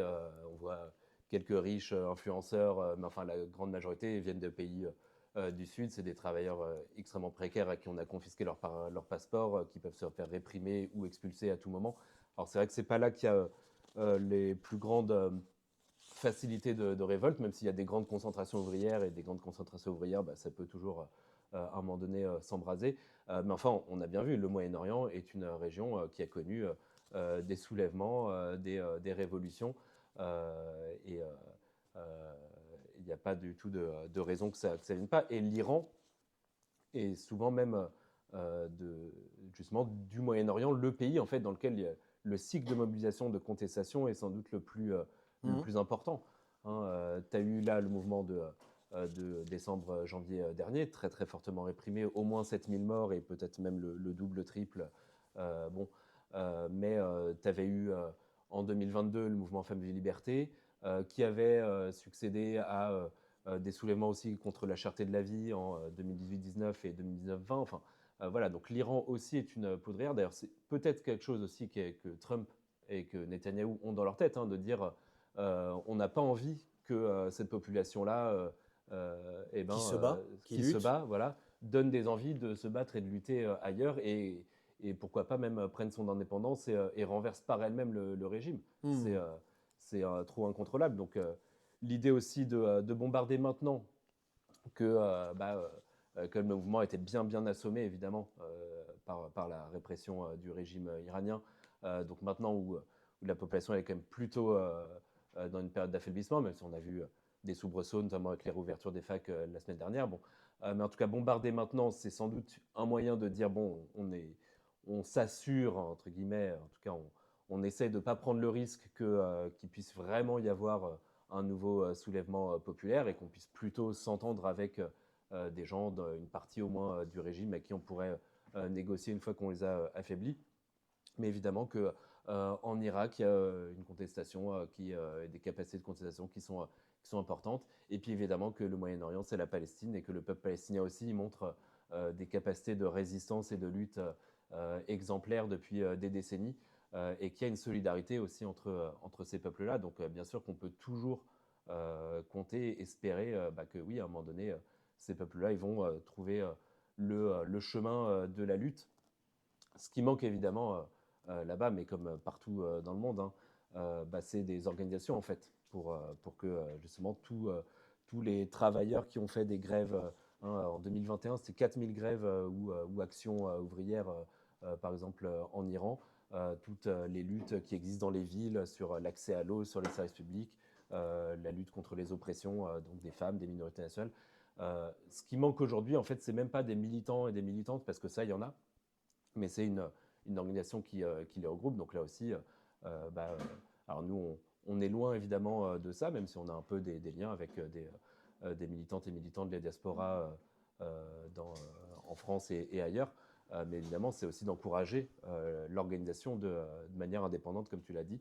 C'est des gens qui n'ont aucune confiance ni dans Trump, ni dans leur gouvernement, bien sûr, ni dans les régimes impérialistes, ni dans l'espèce de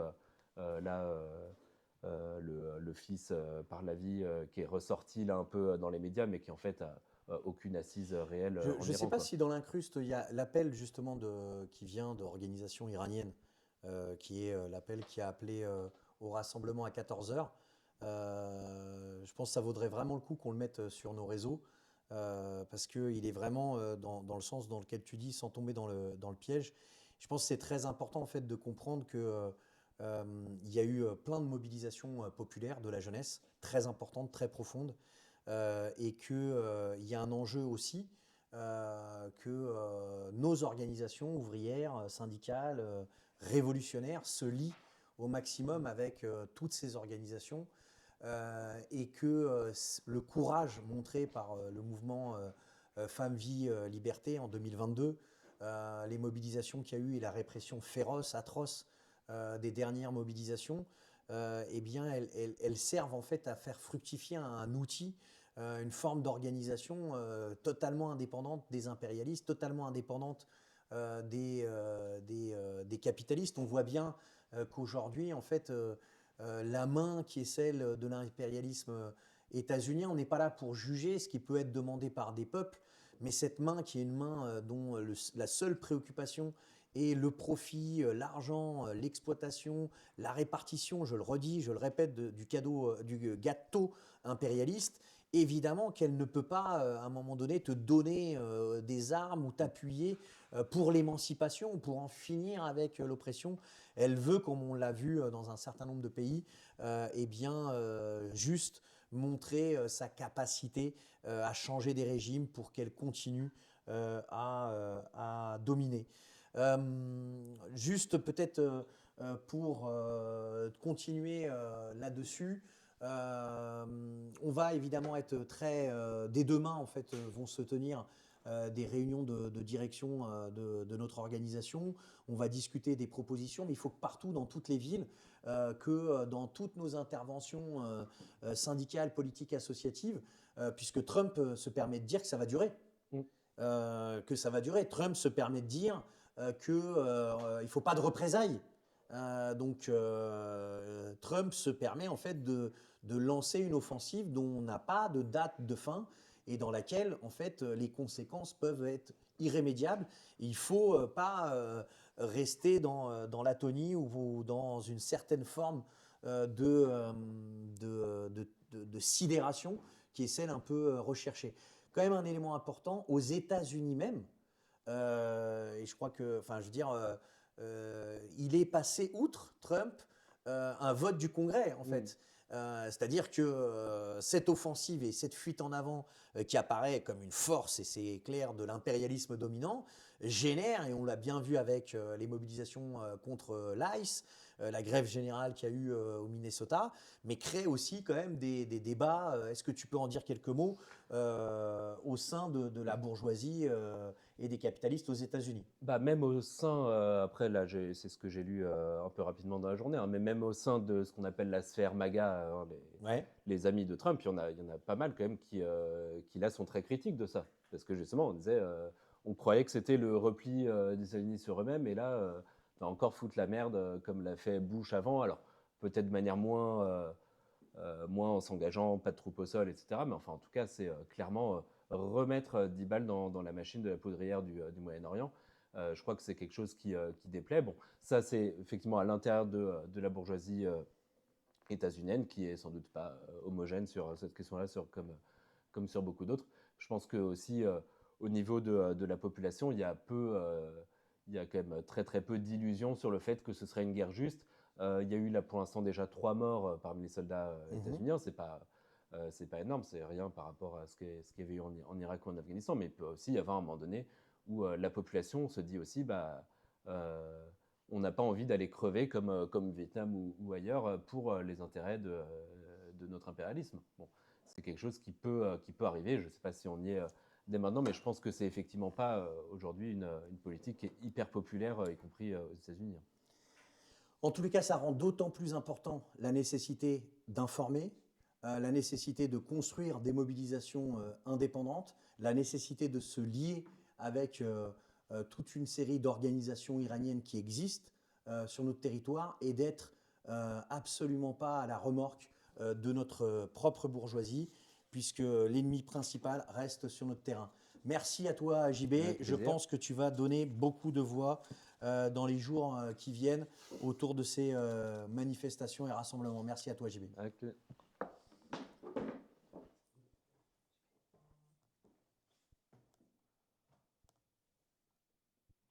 Eh ben, désolé, je regardais le live et des petites questions. Voilà l'appel. Je vous lis quand même cet appel que j'ai trouvé vraiment bien contre la guerre pour femmes, vie, liberté, en solidarité avec un peuple pris en étau entre les bombardements des agresseurs et la répression du régime islamique. Non à l'intervention militaire d'Israël et des États-Unis. Non au mensonge, libérer l'Iran par les bombes. Non à un régime sanguinaire ennemi du peuple. Non aux opportunistes qui parlent de perte de guerre. Venez nombreux et nombreuses. Il faut effectivement qu'on se lie avec l'ensemble des organisations, qu'on construise un mouvement massif de rejet aux guerres impérialistes. Et on va recevoir Thomas Esteves, camarade du NPA révolutionnaire, qui est candidat à la mairie de Nanterre. Et avant de donner la parole, quand même, parce qu'on c'est notre petite fierté quand même, on a réussi à déposer donc 29 listes. Voilà, c'est plus de 1300 candidats et candidates. En fait, ça veut dire, vous allez dire 29 listes, ah là là, ils se la racontent. Non, c'est pas beaucoup, mais à la fois énorme parce que ça veut dire que c'est 1300 travailleurs, travailleuses, jeunes, qui font le choix des idées communistes, internationalistes, révolutionnaires, dans des villes comme Nanterre ou dans le 92, Gennevilliers, mais aussi à Ivry, dans le 94, à Paris, sur l'ensemble de la ville, à Lyon, à Marseille. Enfin, on ne va pas faire l'ensemble de la liste. Regardez sur le site du NPA révolutionnaire, puisqu'il y aura l'ensemble des listes. Regardez aussi notre profession de foi qui va arriver, sauf si les facteurs, les factrices décident de faire grève parce que la Poste empoche en fait les subventions de l'État pour la distribution des plis électoraux, mais ne paye pas les facteurs et les factrices. Je crois qu'il y a des coins dans lesquels ça discute de faire grève, ce qui est bien normal. Mais donc cette profession de foi va arriver auprès de beaucoup de monde. Et on a un camarade, pour ne pas le citer, qui s'appelle Bart, qui a fait un petit calcul. Ça nous permet de nous adresser en fait à 8,26% de la population totale. Bon, nos camarades de lutte ouvrière font encore beaucoup plus de 10 000 candidats et candidates. Vous le savez, dans tous les coins où on n'est pas présent, on leur avait proposé de faire des listes communes. Bon, ils n'ont pas voulu. Je pense qu'ils ont eu tort. On pense qu'ils ont eu tort, mais eux sûrement doivent penser qu'ils ont eu très raison. En tous les cas, nous, on additionnera les résultats de l'ensemble de la gauche révolutionnaire. Et dans tous les coins dans lesquels on n'est pas, eh bien, on appellera, comme on l'avait fait pour les législatives, à voter pour nos camarades de lutte ouvrière. Alors, la liste de Nanterre, et je te donne la parole, c'est 53 candidats et candidates. Évidemment, c'est paritaire. Moyenne d'âge, 37 ans. Donc, c'est relativement jeune, mais ça montre aussi qu'on a quand même des travailleurs et des travailleuses, des étudiants et des étudiantes, parce que la flamme de la Révolution, c'est la jeunesse, mais aussi entre les travailleurs retraités et des travailleurs actifs, eh bien, 70% de la liste qui sont des travailleurs et en majorité des travailleurs d'exécution. Alors pourquoi un travailleur, je ne l'ai pas dit dans quelle boîte tu bosses à Suez, grosse boîte. Commençons d'ailleurs par ça. Suez, alors patriotisme d'entreprise. Non, pas vraiment. Bon, je bosse là parce qu'il faut bien bosser quelque part à un moment. Mais ouais, donc Tu Suez, peux en dire un peu plus sur cette boîte? C'est ouais, quoi? donc Moi, Suez j'ai est une découvert, donc. énorme multinationale Ouais, de traitement de l'eau et des déchets. ouais. Donc implantée beaucoup en France, 25 000 salariés en France, et puis 15 autres 1000 un petit peu partout dans le monde, beaucoup en Afrique, au Moyen-Orient, en Chine, en Asie du Sud-Est aussi. Et donc, bah, c'est une entreprise qui se veut une entreprise, comment dire, soucieuse de l'environnement. Ouais. Euh, Et en vrai? et en vrai, alors peut-être que oui, peut-être que non, mais surtout soucieuse de faire des profits parce que bah, l'environnement, la gestion de l'eau, des déchets, l'eau potable, c'est quand même un business rentable. Puisque là, l'année dernière, Suez a quand même fait la modique somme de 9,6 milliards de Pas chiffre mal. d'affaires et 1 milliard de bénéfices nets. Ouais. Donc, ouais, un business plutôt qui Et tu fonctionne plutôt pas mal. m'expliquais, l'autre jour là, sur un marché, tu m'expliquais qu'ils ils se sont spécialisés dans le dessalement, c'est ça? Oui, donc un business relativement récent et qui rapporte pas mal de sous, c'est le dessalement d'eau de mer. Donc, Ouais. c'est-à-dire, on prend de l'eau de mer, on la filtre, donc ça fait de l'eau potable. On verra après que pour les utilisations, bon, on peut en discuter. Et puis après, il te reste un petit peu d'eau plus concentrée en sel que en général tu renvoies dans la mer. Donc ça a, disons, la vertu affichée de faire de l'eau potable. Donc on pourrait se dire, ouais, c'est cool. Le point un peu négatif, c'est que ça consomme quand même énormément d'électricité. Ouais. Et quand on est dans des pays du Moyen-Orient, de l'électricité pas très verte. Hmm. Et puis, bah, ça fait de l'eau salée qui augmente la salinité de la mer. Et donc ça, c'est mauvais aussi. C'est une conséquence néfaste du réchauffement climatique et ça fait que l'empirer. Et là, ils ont un projet en plus en Arabie Saoudite. Ouais, en Arabie Saoudite, donc un projet de dessalement donc, qu'ils étaient bien sûr très contents de signer pour faire de l'eau potable, mais de l'eau potable à destination d'un complexe d'hôtels de luxe qui va sortir de tête. Là, actuellement, bon, ils ont commencé les travaux. Alors, Au c'est départ, l'eau potable rien que pour les hôtels de luxe ouais, en pour un Arabie truc Saoudite. de Pas mal. resort là-bas, un énorme projet de resort au milieu du désert, un truc, voilà, ni fait ni à faire, quoi. Un projet inutile, on appelle ça. Ouais, complètement inutile. Mais À part pour les, sûrement fructueux en termes de profit et utile pour les capitalistes voilà, qui iront dans ce genre d'hôtel. fructueux, tout à fait. On voit à nouveau là la dinguerie quand même de système capitaliste dont en fait la base et la boussole, c'est tout sauf une organisation sociale qui serve les intérêts de la population. Non, ouais, c'est une entreprise Suez donc, qui fait de la délégation de services publics. Donc voilà, qui gère des services bah, qui sont essentiels à la population, la collecte des déchets, des eaux usées, puis l'eau potable. Mais effectivement, la seule boussole, c'est le profit et puis rien d'autre, quoi. Si c'est pas rentable, ça vaut pas la peine d'être géré. Et je suppose que tu fous la merde totalement. Donc Non. en plus d'être révolutionnaire, d'être candidat à la mairie de Nanterre, tu dois être syndicaliste. Je suis syndicaliste aussi, donc bah, j'essaie à ma petite échelle de faire bouger un peu les Ah, c'est lignes. une grosse boîte. C'est une grosse boîte, alors moi je suis dans qu'une partie de cette Ouais. grosse boîte, mais ouais, on essaye de faire bouger au maximum les choses. Notamment, ben, on a essayé d'alerter et d'informer un peu sur ce projet-là. Qui est Ouais. quand même, parce qu'il y a quand Des même collègues. les collègues, ouais, Mm, parce qu'il y a, mm. ben, il y a des collègues qui ont une sensibilité un peu écologique, ils ont bien raison. Et bon, que quand ils ont entendu parler de ce projet-là, bon, ils étaient moyennement ravis. Et j'ai même eu des échos de collègues en fait, qui ont demandé à ne pas bosser sur ce projet-là spécifique, qui ont demandé à être mis sur autre chose, parce que clairement, ben, ça les faisait chier, et on les comprend, de bosser pour aller faire de l'eau potable pour un hôtel de luxe, quoi. Et alors tu dis une entreprise qui fait, tu as dit 1 milliard de bénéfices nets, chiffre Ouais. d'affaires à plus de 9 milliards. Le ruissellement chez vous, ça se passe comment? Bah, ça se passe un peu comme ailleurs, c'est-à-dire ça se passe pas.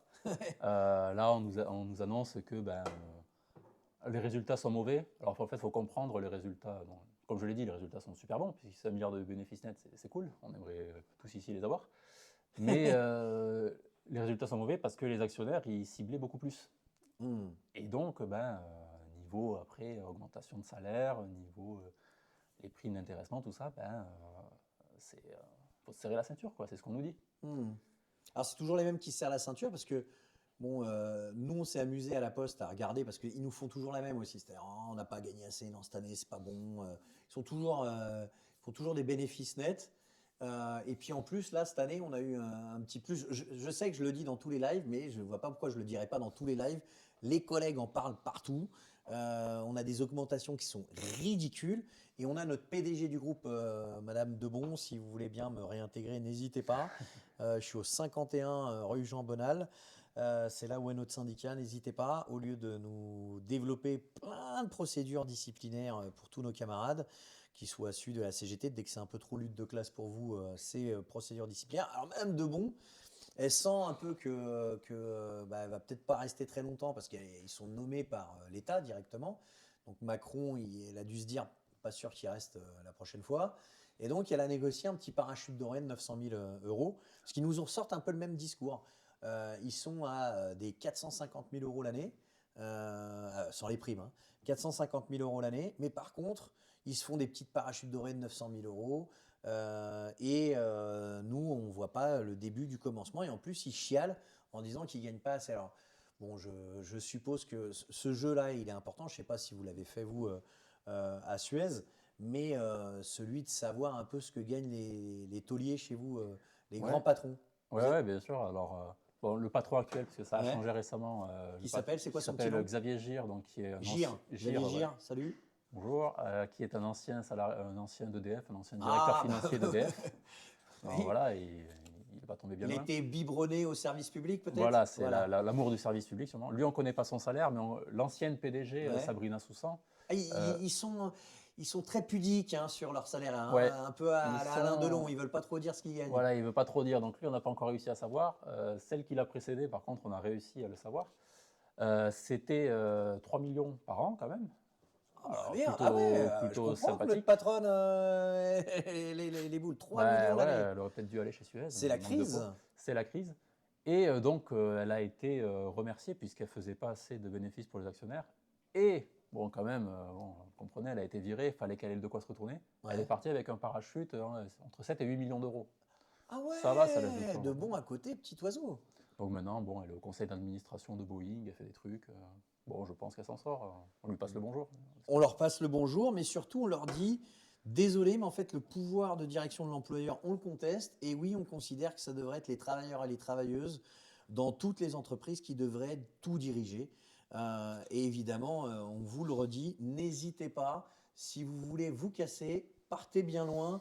On s'occupe du reste. Nanterre, 10 listes. Il y a nos camarades de lutte ouvrière qui sont présents.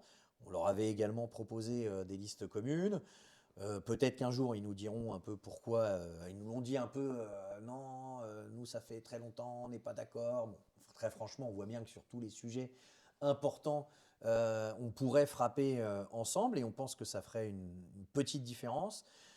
Pourquoi se présenter face à une mairie de gauche et est-ce qu'ils ont réussi à être unis parce qu'ils parlent beaucoup d'unité, mais ils n'ont pas l'air de vraiment réussir à la mettre en œuvre. Ça donne quoi en fait à Nanterre? C'est le moins qu'on puisse dire. Effectivement, l'unité de la gauche, la NUPES ou le NFP, à Nanterre, bon, c'est un vague souvenir puisqu'il y a donc il y a 3 listes, comme tu l'as dit, de la gauche révolutionnaire. Donc il y a nous, le NPR, il y a Lutte ouvrière, il y a le PT, le Parti des travailleurs. Et dans la gauche institutionnelle, on a le maire sortant, Raphaël Adam, qui Ouais. Il est au Parti communiste. Parti communiste. Alors bon, il est divers gauche, mais soutenu par le Parti communiste et D'accord. Europe Écologie Les Verts, si je ne dis pas de bêtises. Il y a l'une de ses anciennes Donc il y a adjointes. une liste divers gauche PC vert, Ouais, Ouais. il y a une liste PS. une liste aussi. PS. Ah, super. Une liste écologiste, mais Il n'y a d'une pas ancienne besoin de liste adjointe. Macron en même temps avec ça. Ah oui, il y en a une aussi. Ah, Il y a une d'accord. liste macroniste aussi, il y a une liste de la droite, LR, voilà, avec Hélène Matouk, et puis, je dois en oublier, Et donc tu ça fait as déjà du monde. le PC et Raphaël Adam Et LFI, pardon. et la France Insoumise La aussi. France Insoumise, oui, j'ai oublié la France Insoumise qui se présente aussi de son côté. Très bien. Alors nous, ce qu'on propose en fait, et alors pourquoi le NPR? Qu'est-ce qu'on a à dire de spécifique dans une ville comme Nanterre dirigée par la gauche? Eh ben, ce qu'on a à dire, c'est que déjà, c'est pas parce que, contrairement à ce que prétendent justement nos amis et camarades de LFI, que faire mieux pour Nanterre, voilà, voter pour nous, on va faire mieux pour Nanterre. Nous, on considère que ça, et désolé, on le dit en toute amitié, c'est du pipeau, c'est pas possible, puisque c'est pas des problèmes, voilà, les problèmes par exemple du logement. En Nanterre, le logement, c'est un sujet, c'est de plus en plus cher. C'est une ville historiquement très populaire, mais bon, qui se gentrifie et le prix du logement n'arrête pas d'augmenter. Bon, la problématique du logement, c'est aussi un peu quand même la problématique du salaire. Et donc ça, bien malin le maire qui saura régler la question des salaires lors d'élections municipales. Alors, je crois qu'il y a quelque chose qu'on porte un peu au niveau du NPR. Et d'abord, c'est qu'on ne considère pas ce que tu dis, c'est-à-dire qu'on n'est pas là pour représenter des gens. On est des travailleurs, des travailleuses, parfois victimes de répression comme ma pomme, licenciée par son employeur, qui continue à se battre pour sa réintégration. Mais on est convaincu d'une chose, c'est qu'en fait, d'ailleurs c'est comme ça qu'on s'est connus, je crois. On s'est connus, puisqu'on ne va pas dévoiler toutes tes origines, mais je crois que tu viens de Toulouse. On s'est connus en fait à une AG Interpro dans la foulée, je crois, dans la toute fin du mouvement des retraites de 2023, me semble-t-il. Comme quoi l'Interpro, ça a du bon. Ça a du bon. C'est pas que du syndicalisme, ça permet de discuter mouvement d'ensemble, grève générale et communisme.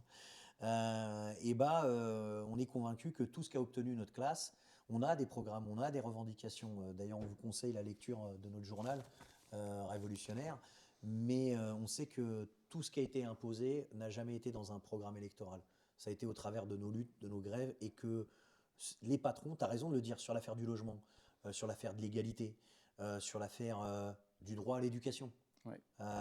toutes ces questions-là, sur le fait que les travailleurs et les travailleuses décident enfin de tout alors qu'ils font tout tourner. Il faudra l'imposer par un rapport de force énorme. Et c'est vrai qu'on a une première question, c'est pas pour prendre les potes de la France Insoumise de Nanterre, c'est pas avec eux qu'on s'entend le mieux, hein. Mais on a plein de potes à tous les niveaux et des camarades de lutte et des camarades. Enfin, moi, je le dis à plein de fois et j'ai vraiment aucun problème, comme Éric Coquerel ou Thomas Porte, etc., qui sont de toutes les bagarres, et puis des camarades dans les boîtes. Mais je veux dire, ce truc à géométrie variable, tu as des coins, ils font des listes communes avec le PS, tu as d'autres coins, je veux dire, tu vas au trottoir d'en face, le PS il est dehors. Dans la presse, franchement, faites autrement. Ils disent ouais, on n'a pas eu assez de place, les uns, les autres. Enfin, ça donne une image qui est pas bonne. Heureusement que nationalement, on comprend qu'aujourd'hui, comment dirais-je, le gouvernement veut en fait s'attaquer à tous ceux et toutes celles qui sont aux côtés des travailleurs et des travailleuses, et en particulier des travailleurs musulmans ou qui ont l'apparence de l'être, parce qu'il y a un tel racisme qui est mis en place. Mais très franchement, on a envie de vous dire, mettons au centre la question du rapport de force.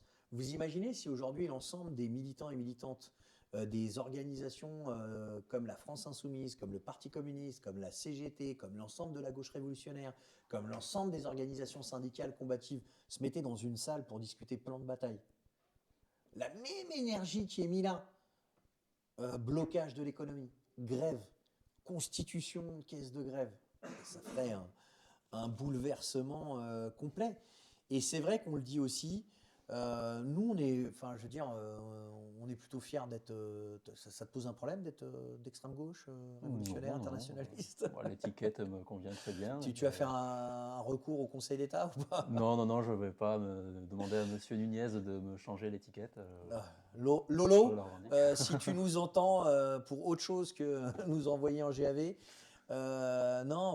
l'extrême gauche révolutionnaire, bien sûr que on renie les politiques de gauche institutionnelles menées depuis 40 ans. Enfin, j'en parlais l'autre jour, mais sur le gouvernement là, de Jospin, l'Union de la gauche en 97, où Jean-Luc Mélenchon était ministre délégué de l'enseignement professionnel. Enfin, je veux dire, ça a fait plus de privatisation. C'était les emplois jeunes, c'est-à-dire des contrats précaires pour la jeunesse. Bon, très franchement, aujourd'hui, oui, il y a, on est convaincu que, y compris sur le terrain institutionnel, on n'est pas relégué à, comment dirais-je, une confidentialité ou une marginalité. mais qui a besoin de l'unité un peu, de l'unité des révolutionnaires. Alors j'en discutais avec Mohamed, tu vas me permettre, parce que tu es aussi un militant de boîte et tu as participé aux interpros, tu penses quoi toi de la convergence des luttes? Bah, je pense que c'est indispensable en fait. Je pense que le meilleur service quand tu es en lutte à rendre à ton patron, c'est de rester enfermé dans ton petit coin, dans ta petite boîte. La première étape, c'est déjà, si c'est dans un service, de sortir de ton service et puis d'aller voir les voisins, de faire appel je dirais, de faire feu de tout bois quoi, pour élargir au maximum la lutte. C'est que comme ça, enfin moi, je ne vois pas d'autre façon de gagner. C'est le b.a.-ba, quelque chose. quoi. C'est le b.a.-ba, ouais. C'est un b.a.-ba qui n'a pas l'air d'être vraiment très intégré par les directions syndicales, comme la question du droit à l'éducation. C'est pas révolutionnaire. J'ai cru comprendre que sur les marchés le dimanche à Nanterre, il y avait la présence du collectif de Sanfac et des camarades de l'UNEF. Ouais. Je sais que tu suis cette lutte et cette bagarre de près. Qu'est-ce que tu en as à dire? Ben, on a à dire que déjà, j'ai oublié le nom de la présidente, mais que Caroline Roland-Diamont. Caroline Roland- CRD, je crois. CRD, donc Pour pas la nommer.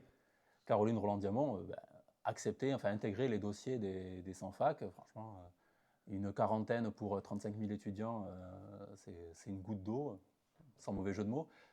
Il faut les intégrer et arrêter la répression. Nous, on est complètement solidaires de cette lutte-là. On a été à plusieurs des manifs et des occupations qu'a organisé l'UNEF. Et on les soutient à 100% derrière l'UNEF dans cette bagarre-là qui est juste, quoi. C'est la sélection à l'université, c'est un truc dégueulasse, c'est un facteur de tri social absolument inacceptable. Clairement.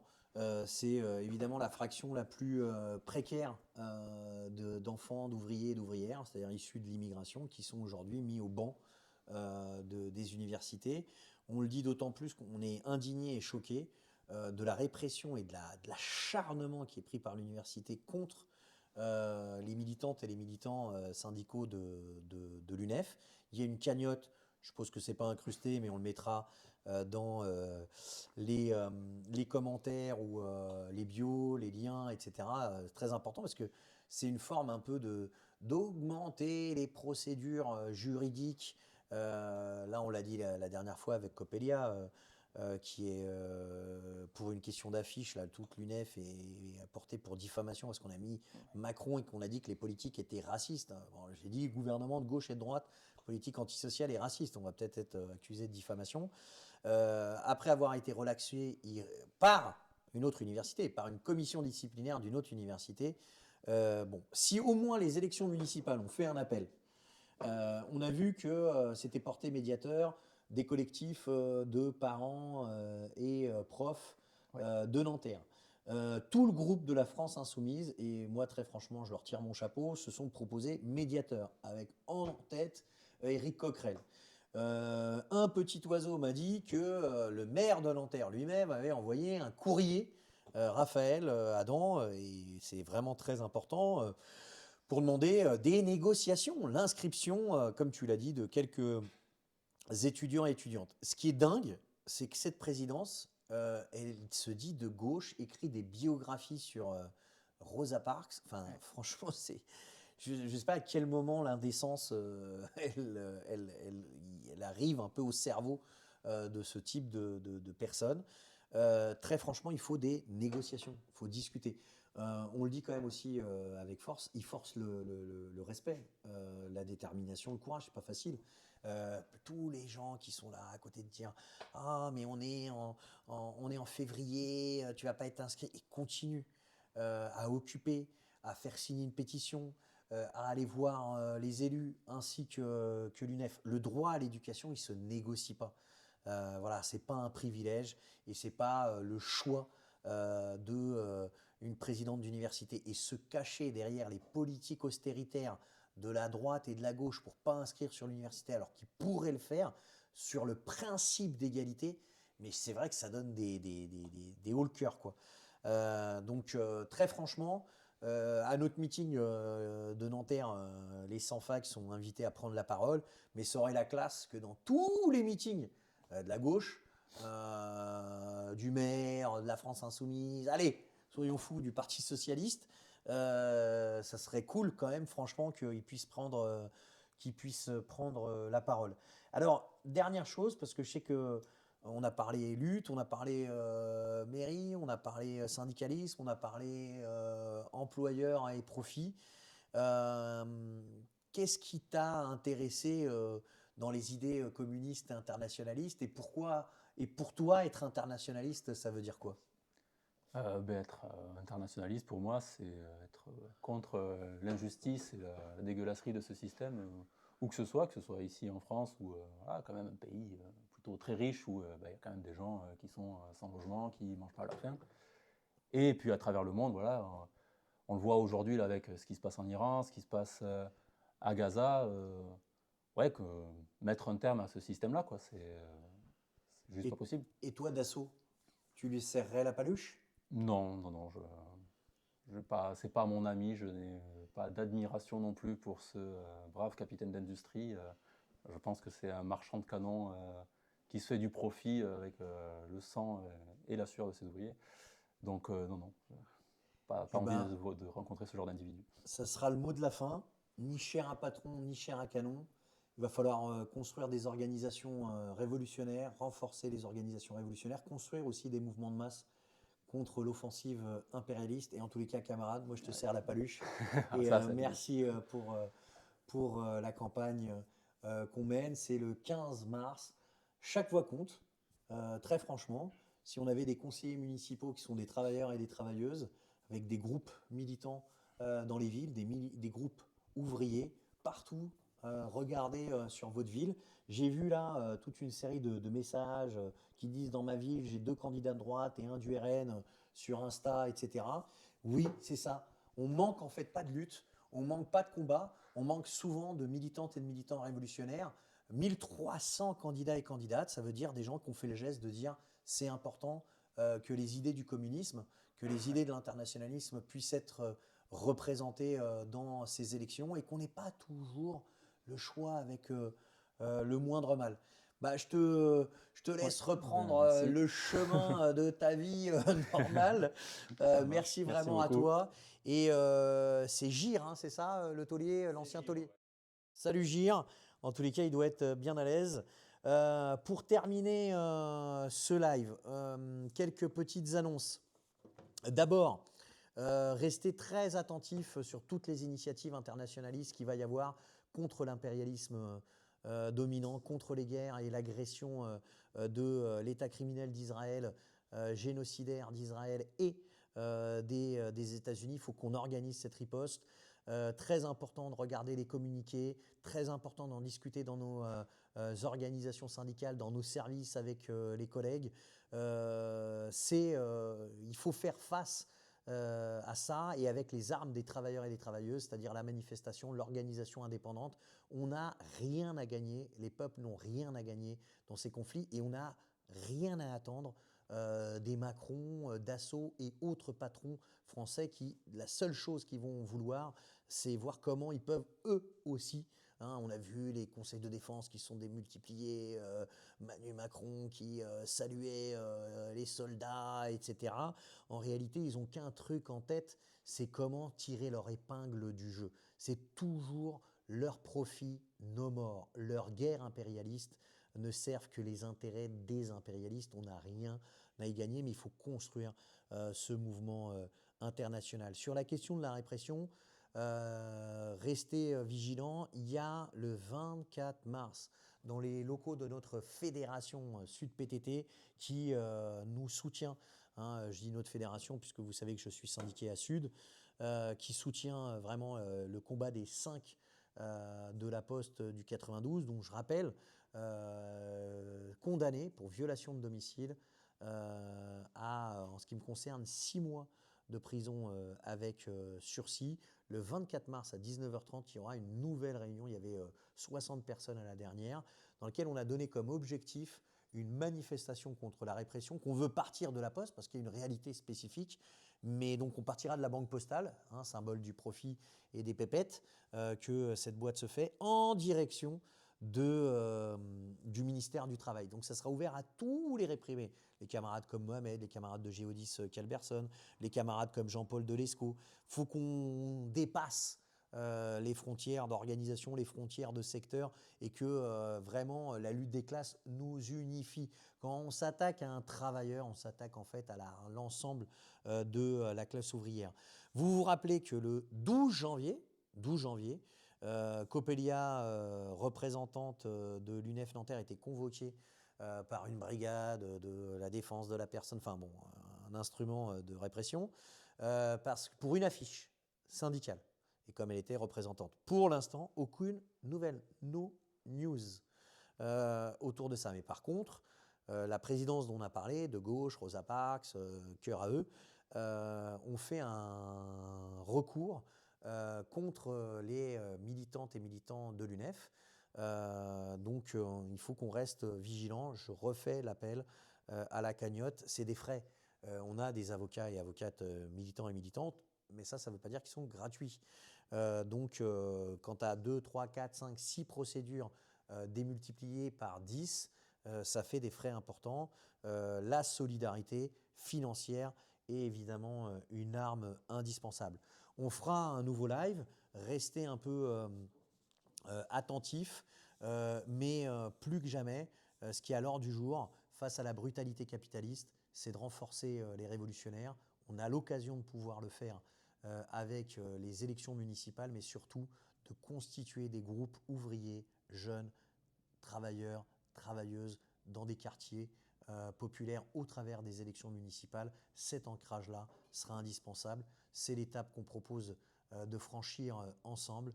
On n'aura pas d'esquive, pas de raccourci face à l'exploitation et l'oppression. Il faudra des révolutions.